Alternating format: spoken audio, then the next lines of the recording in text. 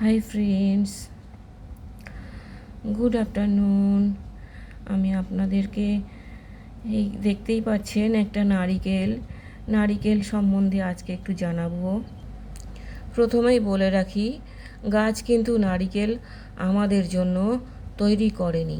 নারিকেল গাছ শুনে হয়তো আপনারা অনেকেই ভাববেন আমি আবার কি কথা বলছি। অ্যাকচুয়াল এটা একটি ন্যাচারাল ওয়াটার বোতল। বুঝতেই পারছেন, একটা কঠিন কঠোর খোলা দ্বারা এই নারকেলটা আবৃত থাকে।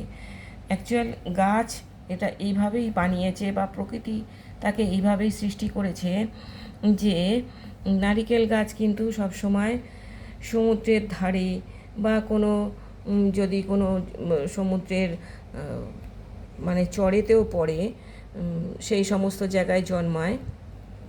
গাছ তো মাটি থেকে ঘোলা অস্বচ্ছ জল তুলে নিয়ে যায়, কিন্তু কখনো কি চিন্তা করেছেন নারিকেলের ভিতরে এত স্বচ্ছ পুষ্টিগুণে ভরপুর একটা জল কী করে থাকতে পারে?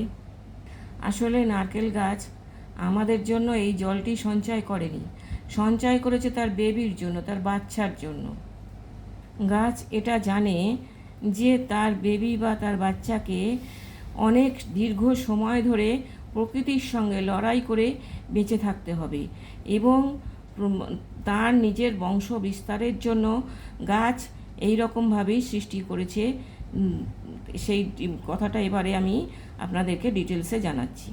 গাছের ভ্রূণ যাতে মরে না যায়, সেই জন্যই এই স্বচ্ছ জলের মধ্যে সে তার ভ্রূণটিকে রাখে, এবং এই বিশুদ্ধ জলটার মধ্যে থাকে খনিজ পদার্থ বা mineral, amino acid, growth hormone, sugar, potassium প্রভৃতি থাকে।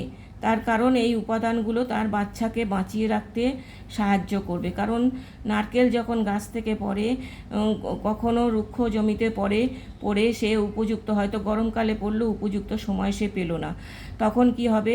তাকে মাসের পর মাস গরমের মধ্যে পড়ে থাকতে হবে, এবং যদি সমুদ্রেও পড়ে সে ভাসতে ভাসতে কোন কিনারায় চলে যাবে তার জানা নেই।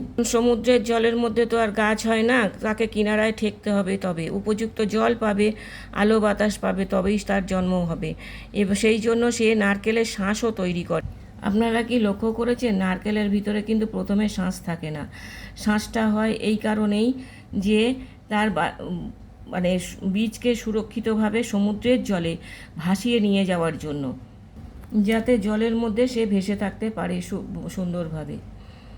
এবং এছাড়াও কি হয়, ওই শাঁসটা শোলার মতো কাজ করে, এবং সেই একটা সূক্ষ্ম আবরণ প্রোটেকশন দিয়ে ভ্রূণটাকে রক্ষা করে, যাতে সমুদ্রের জলের বা সমুদ্রের ঢেউয়ের ধাক্কায় ভাসতে ভাসতে ভাসতে ভাসতে তার ভ্রূণের যেন কোনো ক্ষতি না হয়। এই জন্য শ্বাসটাও তৈরি করে।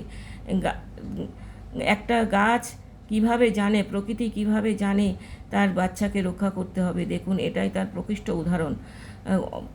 Thank you for watching. ভিডিওটা ভালো লাগলে অবশ্যই একটা লাইক, শেয়ার, কমেন্ট করবেন।